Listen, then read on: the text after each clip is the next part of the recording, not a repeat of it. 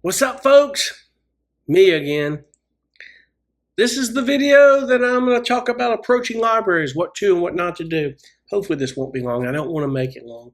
But I want to show you some quick examples of how I type up an email asking for a submission protocol. I'm actually going to show you an example of one, just kind of cut and paste it into my notepad, because I'm going to kind of type real quick a quick sentence or two of how I approach a library, and there's quick ways of doing that. But I'm going to preface with some things here. First and foremost, before you approach any library, have music ready to go for that library. I'm going to tell you why. If you have to contact them and ask them about a submission protocol, and they reply to you, right after that reply, you need to get that music sent to them right behind it. I wouldn't reply to that email, even though you might if they tell you to. I would just send a separate email saying music submission in the subject folder, music submission. They're used to seeing that. You want to keep it professional, but you want to keep it to the point. But by now, you should have researched that catalog, listened to the music, know what they're doing. If you're unsure, talk to people that may be with that library. Do your research. Libraries appreciate the fact, and people you're sending music to appreciate the fact that you did the research. You'll see in this example that I made the connection that I see him at the conference all the time, and I talked to him, through and through several times before I even sent the guy music, back in the day. So by now you should have already done that. Number two, don't ever, I call it bullshit verbiage. Don't ever use any my music is the music you need to have in your library. Don't ever say that. Don't ever say my music is the best. Three, don't ever tell them that you do everything. You may be able to, listen, if you can do every genre, I envy you. I swear. I don't know how some of these cats can do it, but they can. Just send them and tell them what you do best. Everything else they ask you to do after that, you're that much more valuable. You're going to be one of their go-to people. This is the key to this. They hear this stuff all the time, guys. They don't want to hear it because not only do they hear it all the time, but the people will tell them that 9/10 of them, they don't ever do what they say they're going to do. They never send them music, or what they send them is not even remotely close to what they described. So it happens. You get people that just, these guys, a lot of these libraries will tell you, and these music supervisors, they're getting some of these music supervisors that ends up in the junk folder. They can't keep up with it. It's not their job, as I said before, to just take music. Their job is to find music for a particular project.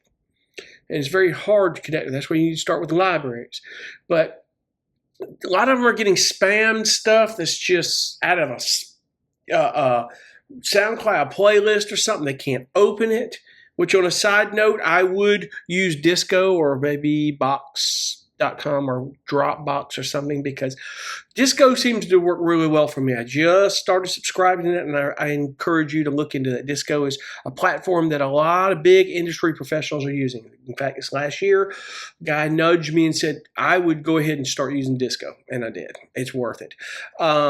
Because these SoundCloud playlists, I would just stop sending SoundCloud unless the library was adamant about it. Some libraries give you option, Disco or SoundCloud. Just use Disco. SoundCloud's ads get in the way. The links don't always work, and it's not good. Not good at all, folks. So just keep that in mind.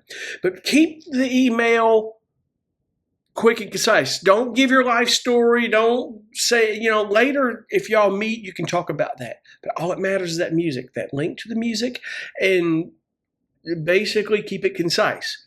That you're 100% the composer, and be honest. If somebody else is composing it, tell them the percentage and what they're doing. I have another composer. We're 50-50 on this. We're exclusive to you, that sort of thing. So I will get to that. So with no further ado, let me show the example of one email I sent. It was asking for a submission protocol, and then we can take it from there.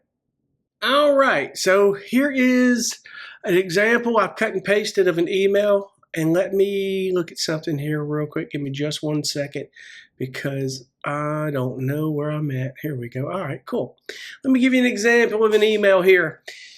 This is one I just cut and pasted out of an old email I sent. And on a side note, I will tell you that every email correspondence you get from anybody you're doing music with, you're collaborating with, every library, no matter what, you keep every email thread Trust me on this one. You need to build files in your email and keep everything on. It saved my butt this last year. I talked about in the video where two libraries came at me saying it was one track and they were fighting over who's had it first. And one was saying it was supposed to be exclusive to us, but the other library made the mistake when they told me that they didn't want it at this time, that could take the music elsewhere, and I put it with this other library.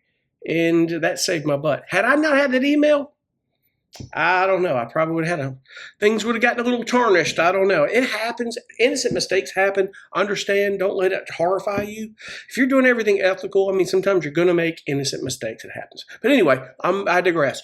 By now you may have read this, but basically this just says, I hope you're well. It's always great seeing you at the PMC each year. That's a great connection that you've talked. I have some music that I would like to send you and wanted to find out your submission protocol because I didn't know he didn't have it on site. Also, I was listening to some of your catalog. I was referring to some things and just asking him about that. Thanks so much, Chris. You're letting him know that you're doing your research. You also let him know that you've met him. And then after that, if he replies saying, hey, thanks for your email. It was great seeing you. Here's my protocol. Get that music. Have it ready to go and get that music to him. Do not, and I've said this before, I'll say it a million times, do not send that same music to 100 different or 2 different libraries.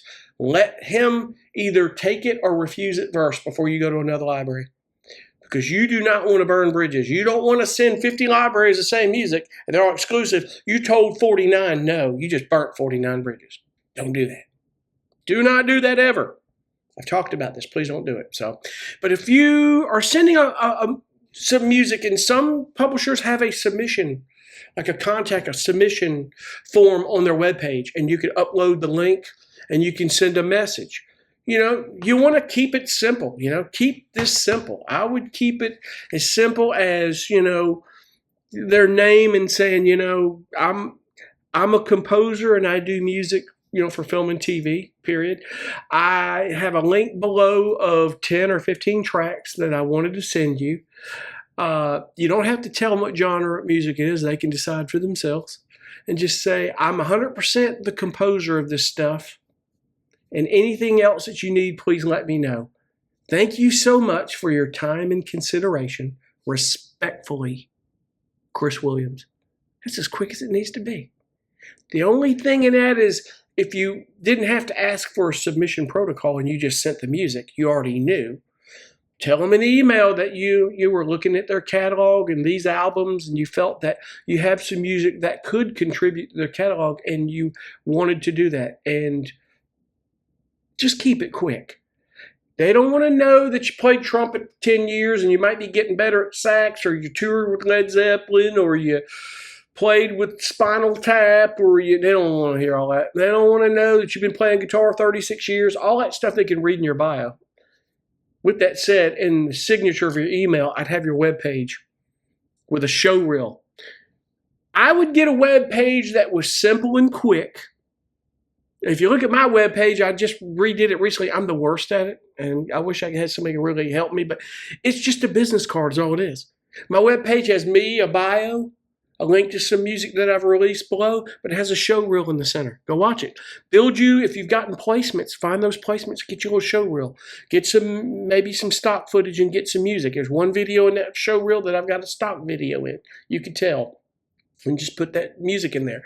And put your best stuff on there. They want to see that stuff. They want to see what fingerprint you've got there. Because they will vet you.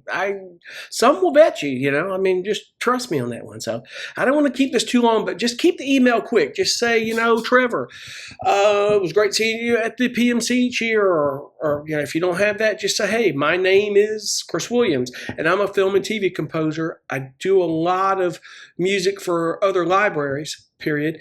Below is a link to 10 or 15 tracks that I would love to put in your library. I am 100% the composer, and these are exclusive to you. Always tell them that. Let me know if there's anything else you need. Thank you so much for your time and consideration. Respectfully, Chris Williams. That's all you got to do, folks.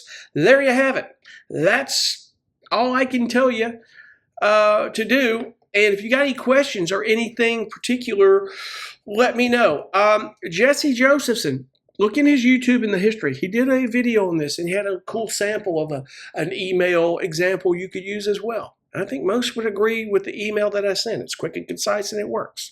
If anybody's been in this industry longer than 15 years or more successful than me at it, I don't know how to gauge that, or just anybody who's been doing this a while. It doesn't matter our success level, but anybody that wants to chime in and any ideas that would make my email better, I'm always willing to learn. That's why we're on here, folks. So other than that, I thank you so much for watching, and we'll see you on the next video. And like I said, it's things that come to mind, folks. Things come to mind, I'll get on and talk about them. You got anything you want me to talk about, questions, chime in below. Thank you so much. We'll see you in the next one. Be cool. Bye.